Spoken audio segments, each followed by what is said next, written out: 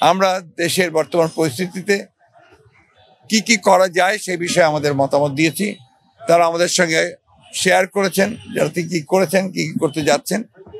এটাকে এখন আমরা মনে করি যে সরকারকে সহায়তা করা এটা প্রতিটি দেশপ্রেমিক মানুষের একমাত্র কর্তব্য।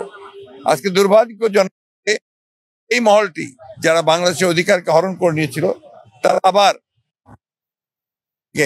এখান থেকে পালিয়ে গিয়ে ভারতে অবস্থান, সেখান থেকে বাংলাদেশের যে বিজয় হয়েছে জনগণের সেই বিজয়কে নস্যাৎ করার জন্য আবার চক্রান্ত শুরু করেছে।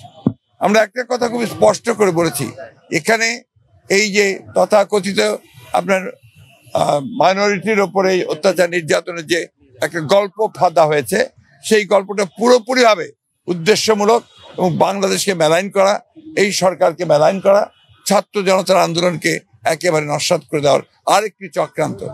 খুবই দুর্ভাগ্যজনক যে এত হত্যা, এত নির্যাতন, এত নিপীড়ন এবং এতগুলো ছাত্রকে হত্যা করা, শিশুকে হত্যা করার পরেও সেই দলটি আবারও তারা বিভিন্ন রকমভাবে কথা বলছে যা বাংলাদেশের মানুষের স্বার্থের বিরুদ্ধে। আমরা মনে করি যে এই সরকারের এই বিষয়ে পদক্ষেপ নেওয়া দরকার।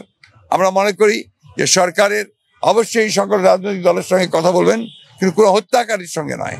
যারা ছাত্রদের হত্যা করেছে, যারা শিশুদের হত্যা করেছে, যারা রাজনৈতিক নেতাদেরকে হত্যা করেছে, তাদের বিরুদ্ধে জনগণ আছে এবং এই ব্যাপারে তাদেরকে সর্বাত্মক কোনো ব্যবস্থা নিতে গেলে সরকারকে আমরা অবশ্যই সহযোগিতা করব।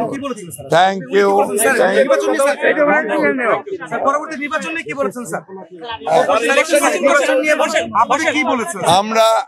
আমি একটা কথা বলি, নির্বাচন নিয়ে আমরা কোনো কথা বলিনি, কারণ আমরা বলেছি যে আগেও বলেছি, আপনাদেরকে জানেন যে একটা নির্দিষ্ট সময় লাগবেই এই আপনার নির্বাচনের জন্য উপযুক্ত পরিবেশ তৈরি করতে। আমরা তাদেরকে সেই সময়টি অবশ্যই দিয়েছি এবং আমরা তাদের সব বিষয়গুলোতে সমর্থন দিচ্ছি।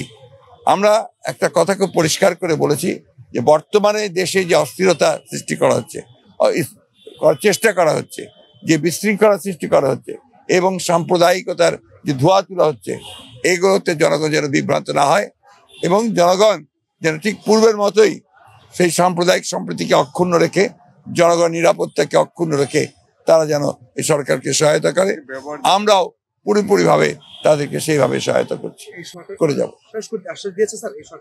সরকার তো কাজ করছে, আমরা তো সেটা আশ্বস্ত। ধন্যবাদ।